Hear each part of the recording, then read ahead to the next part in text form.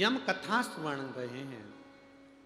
एक नगर में एक ब्राह्मण रहता है, उसके पास 5 गाय हैं। 5 गाय को लेकर वो आराम से अपना जीवन जी रहा था।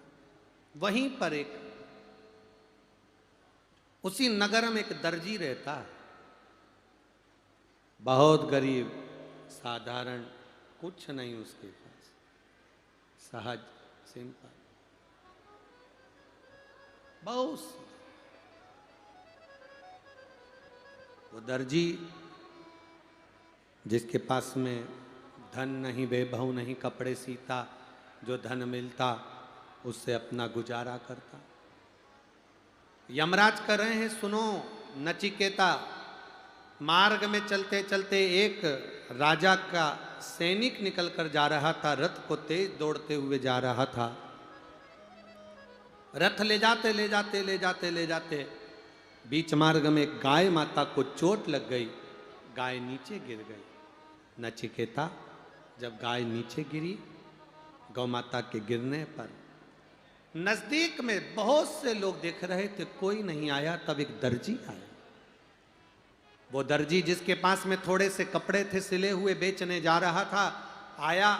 दौड़ कर आकर उसने उस गौ माता के शरीर पर अपने बचे हुए कपड़ों को बांध दिया। धीरे धीरे गौ माता को लेकर अपने घर गया, जिसका एक पांव टूट गया था। यमराज कह रहे नचिकेता, उसने गौ माता की सेवा करी, गौ माता ठीक हो गई। ब्राह्मण को सूचना मिली कि मेरी गाय दर्जी के घर पर है। वो गाय को लेने के लिए गया और गौ माता को लेकर आया। श्राद्ध पक्ष की यह पावन कथा बड़े ध्यान से सुनो। गौ माता को जब वो लेकर आ गया,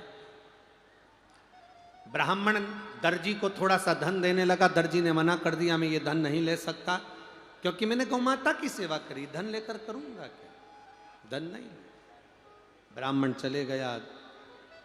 समय के बाद दर्जी ने कपड़े सिलकर दूसरे नगर में बेचने जाने लगा।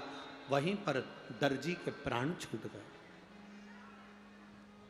घर में धर्म पत्नी और बेटे को मालूम पड़ा कि पति मर गया, पिता चले गए। दोनों रोने लगे, रुदन आ गया। समय निकलता गया, दोनों रो रहे, समय निकल। एक दिन पत्नी मन में विचार कर थोड़े से कपड़े लेकर बेचने के लिए गई। नदी के तट पर बैठी थी, आंख से आंसू बह रहे थे। जिस गौ माता की उसने सेवा करी थी, वो गाय उसके पास में खड़ी हो गई और गौ माता खड़ी होकर देख रही है। पत्नी को याद आया कि मेरे पति भी एक गाय को लेकर आए थे, मुझे लगता है वही गाय है। मेरा पति चले गया, हे गौ माता, अब मैं करूं तो करूं क्या। गाय में से एक देवी प्रकट हुई। देवी प्रकट होकर उसी समय पर उस दर्जी की पत्नी से कहने लगी, तुम क्यों रोती हो, तुमने मेरी सेवा करी थी, मेरा पांव टूट गया था, सेवा करी थी, उसका फल तुमने कुछ नहीं लिया। आज मैं तुम्हें देना चाहती हूं, मांगो, तुम्हें क्या चाहिए मांगो। इतने में उस दर्जी की पत्नी ने कहा, अगर कुछ देना चाहते हो तो मेरा सौभाग्य, मेरा पति, मेरा सुहाग मुझे वापस दे दो, बस इससे ज्यादा मुझे कुछ नहीं चाहिए, मेरा पति मुझे दे दो। गौ माता ने अपने उदर से यम का स्मरण कर कर पति को दिया। यमराज कहते हैं, सुनो नचिकेता, एक गौ माता की रक्षा करने वाले जीव को यमराज भी हाथ नहीं लगाता, उसकी रक्षा हम स्वयं करते हैं। इसलिए नचिकेता, तुम्हारे प्राणों को हम नहीं हारेंगे, तुम्हारे प्राणों को हम नहीं लेंगे, हम तुम्हें आनंद के साथ में गौ सेवा के भाव से मुक्त करते हैं।